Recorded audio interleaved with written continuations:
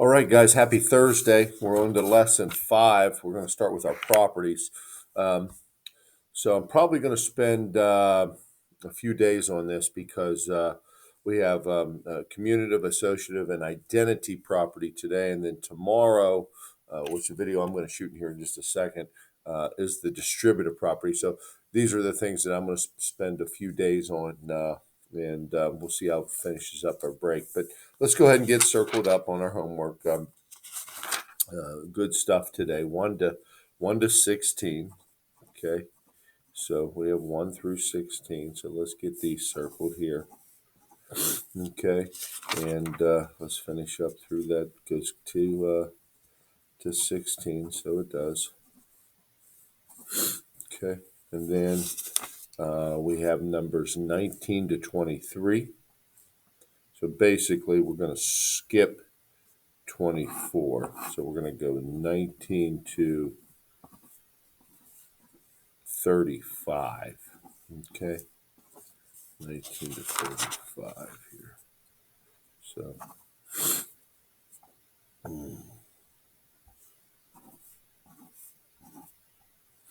okay. So that will get us caught up on our homework. That was in Schoology as well. Going to get started here and talk a little bit about the properties today.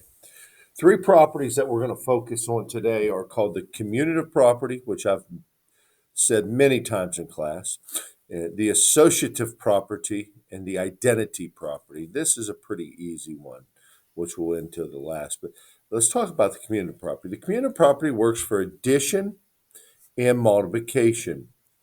The commutative property of addition and multiplication says that you can flip the order of the numbers and still get the same answer, right? So 7 plus 9 is 16. 9 plus 7 is 16, right? Over here, it also works for multiplication.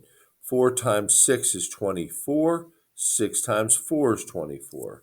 So if you were going to write this with variables or algebraically, a plus b equals b plus a, and a times b equals b times a. Remember, this only works for addition and multiplication, okay?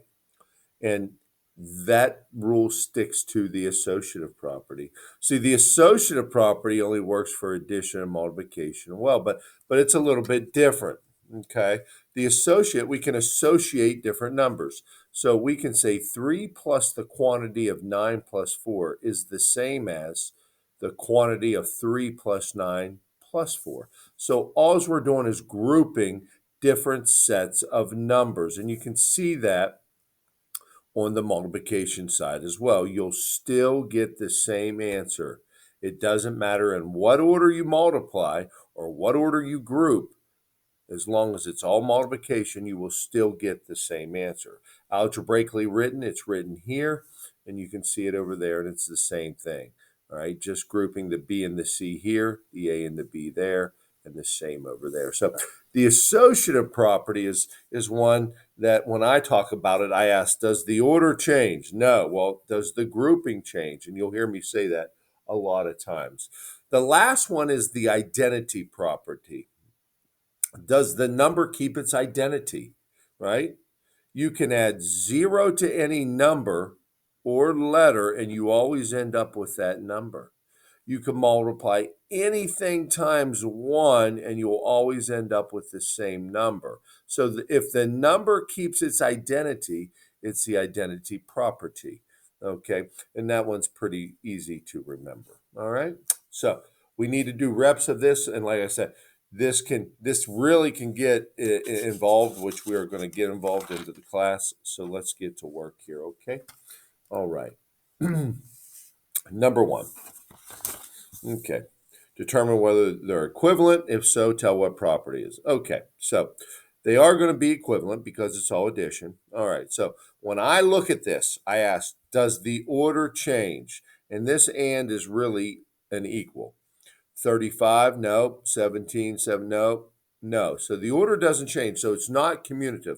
But let's look inside the parentheses. And inside the parentheses, 35 and 17, 17 and 43. So that is absolutely the associative property, okay? And I'm going to go ahead and abbreviate that. And yes, they are equal, so we might as well go ahead and answer that, okay? Next one, number 2. Well, wait a second here. This is equals. This does not equal this, and I'll tell you why. I don't even need to do the math. Subtraction is neither commutative nor associative. The only property that we deal with in 6th grade that could be subtraction is the distributive property, which we'll talk about tomorrow. So no, these are not equal, and it is not any property, right? All right, and if you wanted to do this, watch. 25 minus 9, all right, is 16. 16 is 11, so this is 11. Over here, we have to do this. 9 minus 5 is 4. 25 minus 4 is 20. So they don't equal, see, they don't, so it's nothing. You start with a number, you end with a number, it's the identity. Okay, it's the identity property. All right, we're all right so far. A lot of thinking here.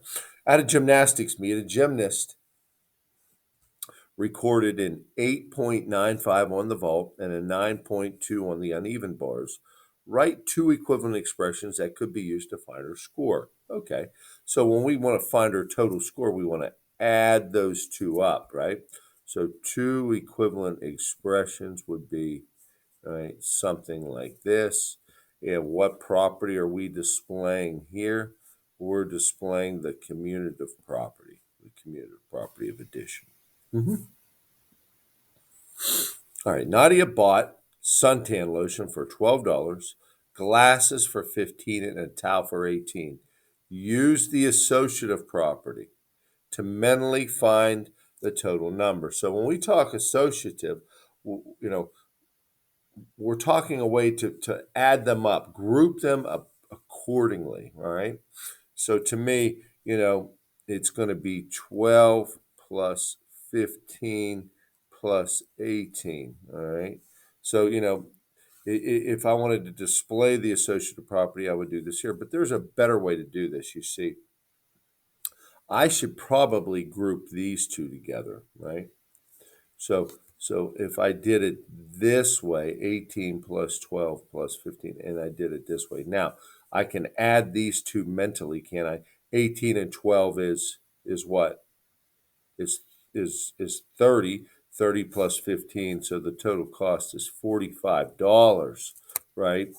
Now, this not only was associative, but I switched the order, so I've also displayed the commutative property as well. But I did do different groupings. See, the numbers are different inside the parentheses. Okay? Okay, let's continue on here and keep working on this because we got to get our reps in.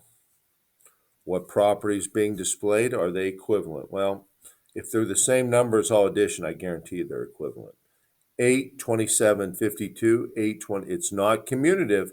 The order didn't change, but look inside the parentheses. That does. So it's definitely associative property. Okay, and yes, they are equal. They have to be. The rules of association tell us that.